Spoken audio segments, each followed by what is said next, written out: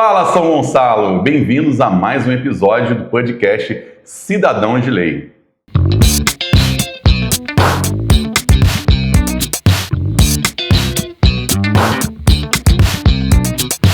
Hoje nós vamos falar sobre o consumidor idoso. Chamei a doutora Juliana Ferreira. Tudo bem, doutora Juliana? Boa noite. Tudo bem, Eric. Boa noite. Boa noite para você que está nos assistindo. É um prazer estar aqui mais uma vez para falar sobre o direito agora do idoso, né?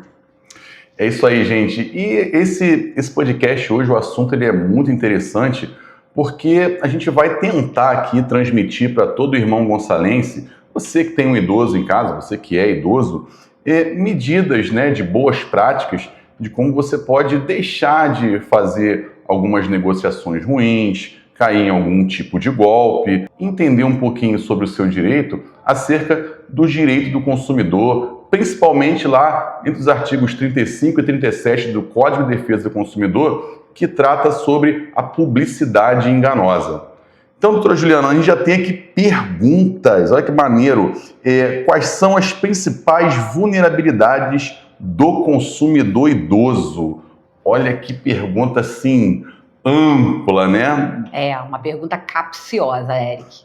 Então, Eric, o idoso ele tem várias vulnerabilidades. Na prática, o idoso ele é conhecido como super vulnerável, ou seja, ele consegue ultrapassar a vulnerabilidade, ele tendo um plus de vulnerabilidade. E essa vulnerabilidade é fática, né, pelo fato dele alcançar a idade de idoso, não conseguir mais concatenar como a idade dele quando ele era mais novo. Então, e tem a informacional, a vulnerabilidade informacional, que muitos idosos não têm esse acesso a informações. Então, pessoa quando chega na idade de 60 anos ou mais, que já é considerado como idoso, ele já começa a atravessar o próprio organismo algumas comorbidades que acaba atrapalhando a tomada de decisão imediata. Então, por isso que a lei considera o idoso um hiper vulnerável. Entendi. Então, doutor, a gente pode dizer que o Código de Defesa do Consumidor, quando ele observa o idoso, ele é mais contundente, ele tende a ter essa mão mais pesada quando a parte é um idoso e se sente lesado? É isso que você está dizendo? Sim, sim. O que acontece? O idoso, toda negociação, toda tomada de decisão, tudo que você for tratar diretamente com o idoso, você tem que ter muito cuidado, porque a lei, o Estatuto do Idoso, ele vem para isso mesmo, para proteger o idoso.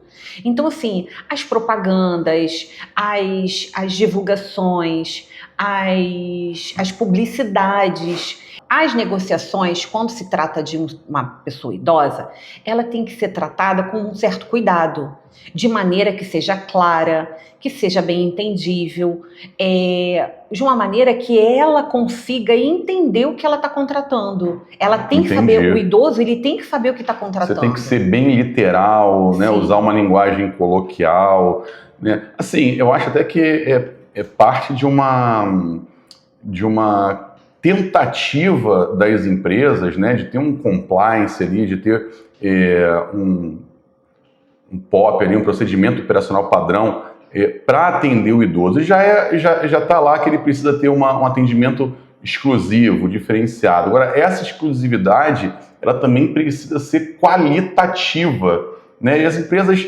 estão utilizando o marketing, a publicidade, principalmente nessas CRED da vida, que a maior quantidade de reclamação, inclusive aqui a gente estava na rádio hoje e o pessoal falou bastante no WhatsApp lá que não consegue solicitar, ter o contrato do empréstimo consignado. A doutora Juliana vai falar sobre isso, já uma mazela em todo o Brasil, né? Mas aqui em São Gonçalo acontece bastante.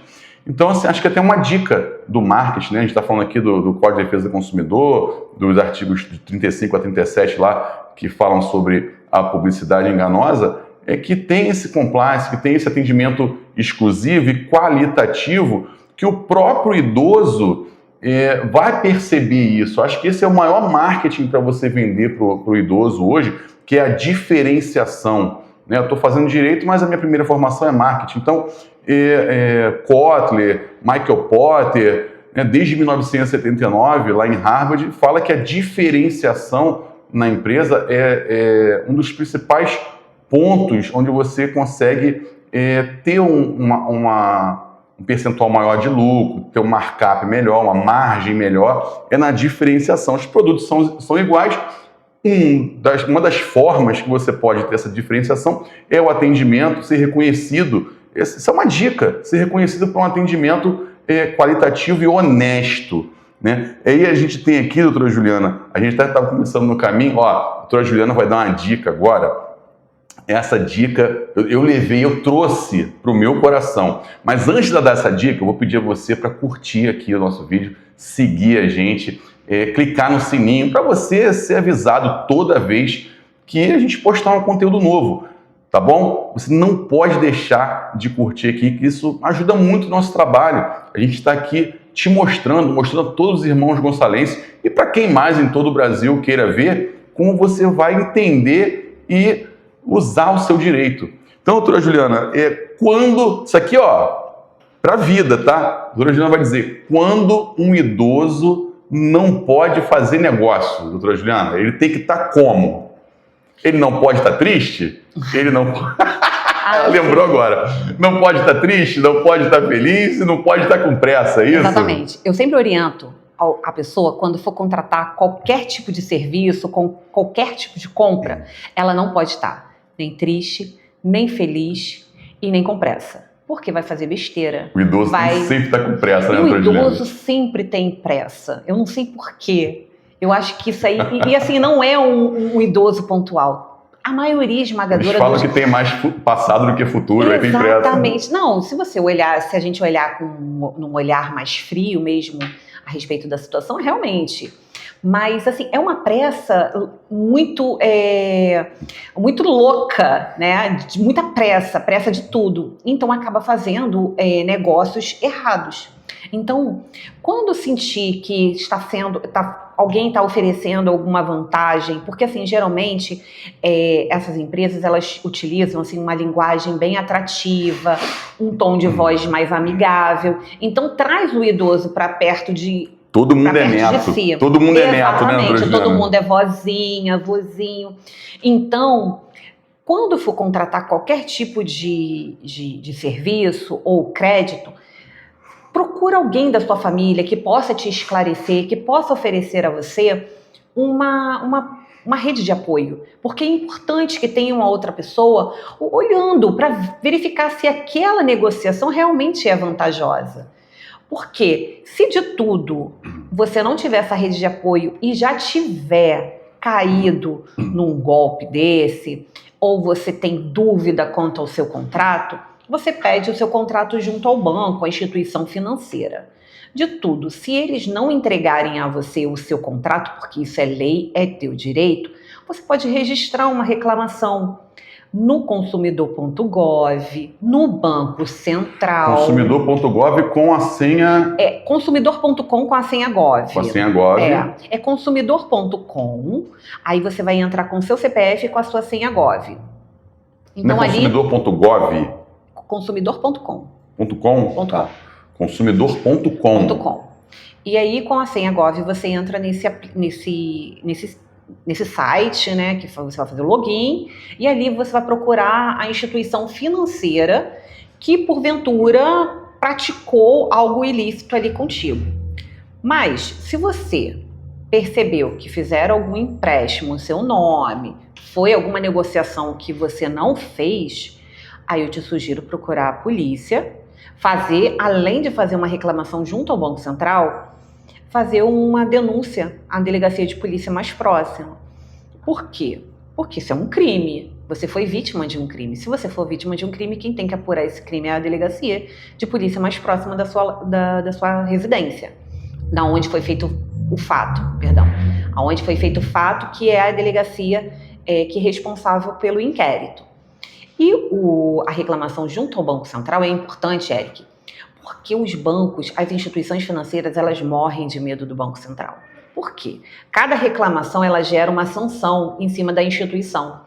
Então, mais até do que um boletim de ocorrência, uma instituição financeira sofre mais com uma reclamação junto ao Banco Central. Junto ao Banco Central. Olha, eu quero deixar registrado que é um pouquinho complicado, nós estávamos falando sobre, é um pouquinho complicado fazer essa reclamação, mas a gente vai deixar aqui fixado no comentário do vídeo o link direto para fazer a reclamação, né, doutora Juliana? Sim. Inclusive, por isso que eu descobri, cara, por que eu gasto tanto dinheiro sexta-feira à noite. Porque eu chego no pagode triste, aí o pagode me deixa feliz, ou seja, eu gasto dinheiro porque estou triste, bebo mais porque estou feliz, e no final das contas, gastei mais do que devia. Aí depois volta a ficar triste, né? Depois volta a ficar triste. É um círculo vicioso, não tem jeito.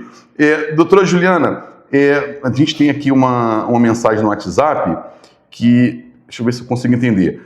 Como um idoso ou sua família deve proceder em caso de identificação, acho que você até respondeu, né? De débitos indevidos. De débitos indevidos, a gente está vendo muita fraude envolvendo o idoso. Tá? É como se ligações que viessem de dentro de um banco, se passando pelo gerente do banco, passa todas as suas informações. O STJ tem entendido que o banco é obrigado a ressarcir a pessoa desse golpe. Então, se acontecer isso, você tem que registrar uma reclamação junto ao banco, pode ser pela ouvidoria, você faz a reclamação junto ao consumidor.com, faz uma reclamação no Banco Central, registra o boletim de ocorrência. Eu sei que isso é bastante informação, mas o que acontece? Se porventura lá na frente o banco se negar a fazer essa devolução, você teve meios de provar que você tentou administrativamente requerer esse dinheiro que foi retirado da sua conta indevidamente. Então, não existe na lei essa obrigatoriedade de você ter que fazer essa reclamação administrativa. Só que isso aí, para ponderar depois um dano moral, um futuro dano moral numa ação, isso vai ser importante, porque vai mensurar o tempo que você perdeu tentando resolver uma situação que poderia ser facilmente resolvida junto ao banco, mas ele simplesmente se negou a resolver. Entendi. Inclusive, eu estou recebendo aqui, eu deveria ter falado até na rádio, eu esqueci. O Wellington, um amigo meu, disse o seguinte: no jogo Flamengo e Palmeiras, assim, os caras estão refinadíssimos para aplicar golpe na internet, tá, doutora? Após o Flamengo ganhar do Palmeiras, ele estava lá zapeando no TikTok e viu um vídeo, né? Depois que ele foi perceber que era o Felipe Luiz através da IA, né? A IA estava, né, emulando ali o Felipe Luiz, falando que após a vitória, que o site dava desconto de 25% na camisa do Flamengo, mas era uma camisa de treino, né, para diminuir a suspeita. E se você comprasse duas, tinha 50% de desconto. Ele até hoje não recebeu lá o código de rastreio. E aí, Eric, o que eu faço? Bom, você tem que fazer uma reclamação junto ao banco, porque lá vai abrir uma demanda administrativa junto com o banco, que vai tentar resgatar. Foi feito pagamento através do Pix? Através do Pix. Então, vai ser aberta uma demanda lá dentro do banco a respeito disso. Vai tentar retirar esse dinheiro da conta que entrou o dinheiro do seu amigo. Entendi. Mas se de tudo não conseguir, pelo número do Pix, pela chave Pix, tem como identificar quem é o titular da chave. Então você tem como entrar com uma demanda judicial contra ele, registrar um boletim de ocorrência, afinal de contas isso aí é um golpe, você foi vítima de um golpe, então assim, é importante você registrar um boletim de ocorrência a respeito disso. E assim, tem que ter muito cuidado, porque hoje a IA, a tecnologia está avançadíssima, então muitas vezes a gente não consegue identificar o que é fictício e o que é real. Então, assim, tenham bastante cuidado. Procura, se tiver que fazer compras, tiver que comprar, tiver que negociar, tiver que fazer qualquer coisa, faça em sites confiáveis, conhecidos, de grandes marcas, sites verificados, porque isso é importante, uma maneira de você se resguardar. Vai no Reclame Aqui, veja se tem reclamações a respeito daquela loja. Então, assim, é importante É importante que a gente tenha essa consciência antes de fazer qualquer negócio, antes de comprar qualquer coisa, para que a gente não venha sofrer um outro golpe. Felipe Luiz é gente muito boa, tá ganhando tudo, mas ainda não é o técnico que está nos dando 50% de desconto na camisa, né, pessoal? Vamos combinar, né? Com certeza, né? O Felipe Luiz não ia dar 50%. É verdade. Ele também foi uma vítima, né? Porque, afinal de contas, a imagem dele está sendo propagada para aplicar golpes em outras pessoas. Então, Felipe Luiz, vai aí o nosso apoio, nossa solidariedade a você. Tá bom, gente. Nós vamos nos despedindo aqui. E não se esqueça, clica aqui no link, segue a gente, clica no sininho para você receber todas as notificações aqui do Jornal Gonçalense. Nos vemos na próxima terça-feira, às 19 horas. Forte abraço.